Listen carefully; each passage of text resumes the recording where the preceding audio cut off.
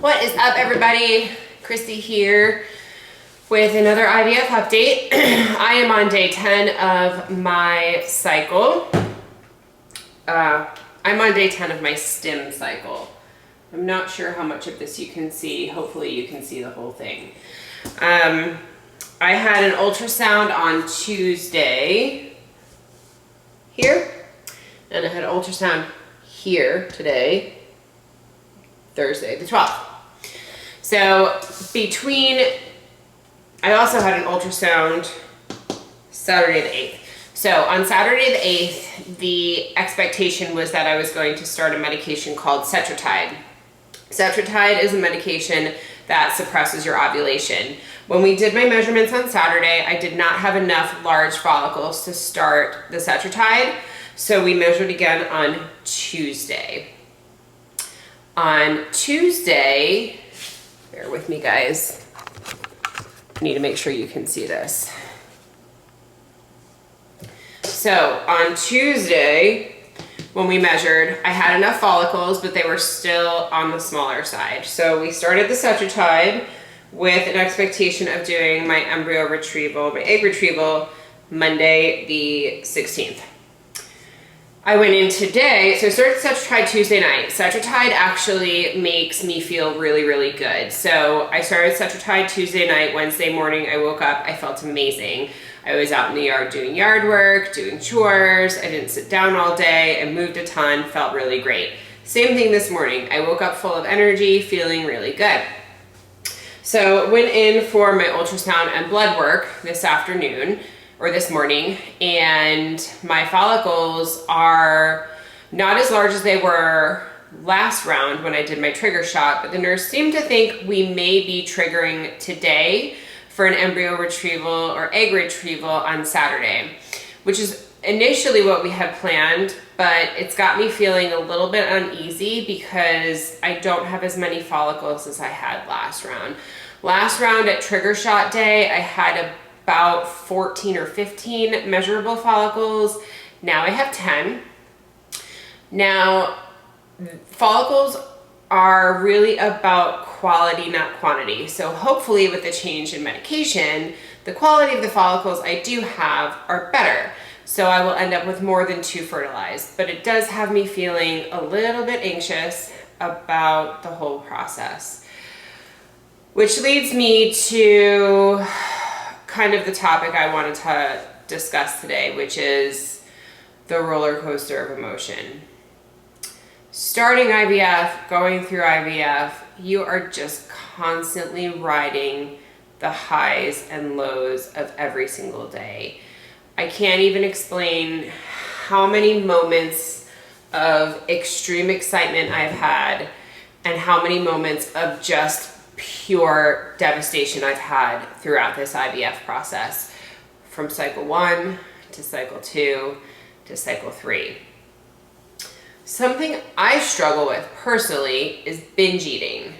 When I'm feeling anxious, when I'm feeling excited, when I'm feeling nervous, food is kind of my comfort zone. And that's something I'm also really trying really hard to work through right now, because in my first cycle, I gained 30 pounds from birth control start to failed embryo transfer.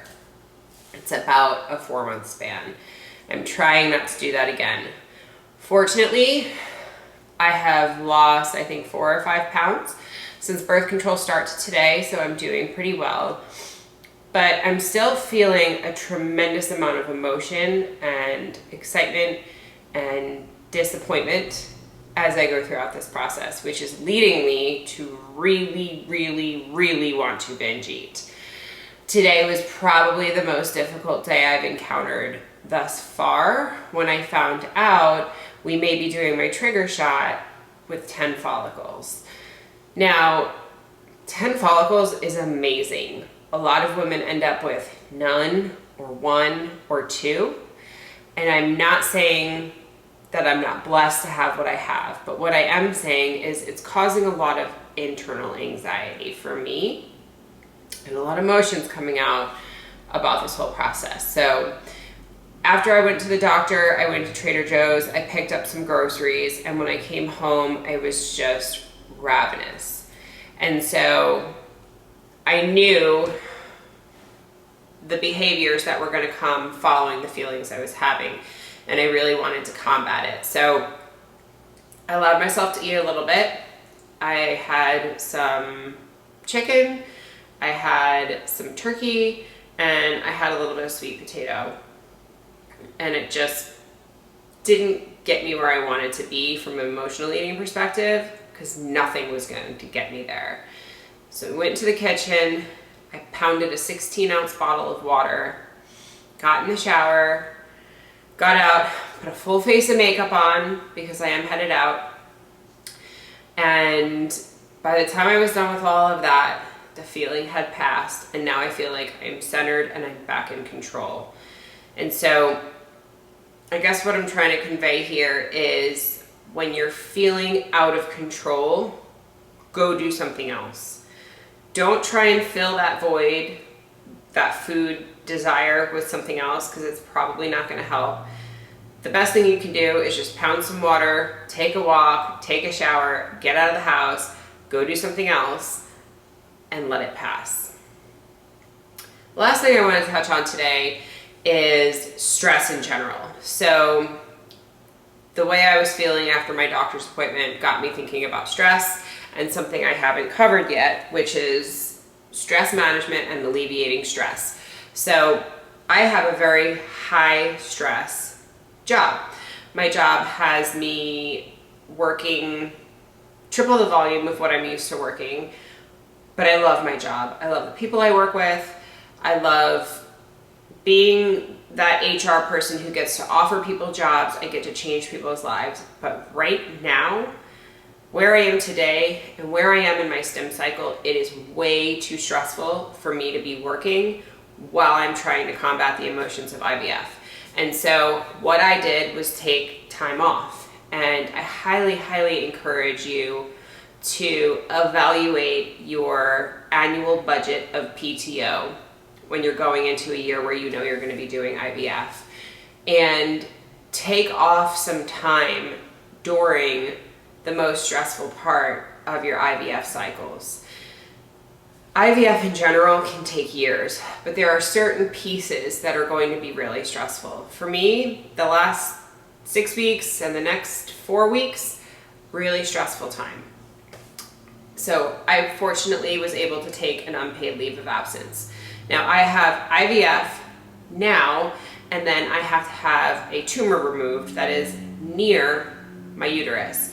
So I have more than just IVF going on. I have a heightened level of stress and anxiety because of all of the medical procedures, going under anesthesia multiple times, the injections, all of that. And so I made the decision to take an unpaid leave of absence from work while I'm going through all of this. Emotionally, if you're not sound and if there's a lot of stress in your life, it's going to impact your results in IVF. And so if you can just try and eliminate stress, whether it's taking a few days off of work or a few weeks off of work, not putting your body through stressful exercise. Exercise is good, stressful exercise isn't, right? So it's all a matter of just kind of monitoring your stress, making sure you're putting yourself in the right position, and willing yourself for success, right? So if you build an environment for success, hopefully your body will respond accordingly. So I am headed out. My last video, I talked about reaching out. I am going to meet a new friend that I met through IVF. We're gonna have lunch, we're gonna talk shop. We're going to talk about all things IVF. She's new in the process, so I'm interested in her point of view. I'm going to share my story. I want to learn about her story. Hopefully we can help each other along the process. Plus, I get to make a new friend. Then I'm going to meet with my partner or peer at work, and we're going to grab some coffee. I want to get an update from her. She's just been a really great friend and support system throughout this process. So we're going to spend some time together. I'm going to make sure she's doing okay at work too, because it is crazy town there. And then I'll come home, kids will be here, we'll do dinner and family stuff. And by later this evening, I should have an idea of what our next steps are going to be for IVF and if we're doing trigger shot today, or I'll be going back in again tomorrow for blood work and ultrasound. So I will probably come back at some point and do an update. I don't know if that update will hit before today's video gets published or it'll hit in tomorrow's video, but you will know soon. Thanks for tuning in. Have a great day. All right, guys, there's one more thing I wanted to touch on before I close out this video. A lot of what I'm trying to cover here is transparency and reality. So I use a camera light when I film my videos. And so I just want you to see the difference of what it looks like when you do use a ring light versus when you don't use a ring light. So right now my ring light is off, okay?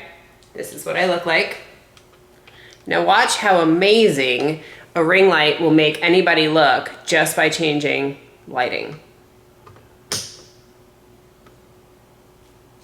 Doesn't that do amazing things, guys? So while you're looking at YouTube and watching YouTube videos, please remember most of us are using lighting and makeup. So we don't all look the way we look on video in real life. Again, light on, wax on, wax off. Now, I'm not saying I don't look good without the light on, but what I am saying is it's important for you to understand that video in general, YouTube in general, can be a little bit deceiving at times because we do use all the tricks we can to make ourselves look as good as we can. So, have a good day. Ciao.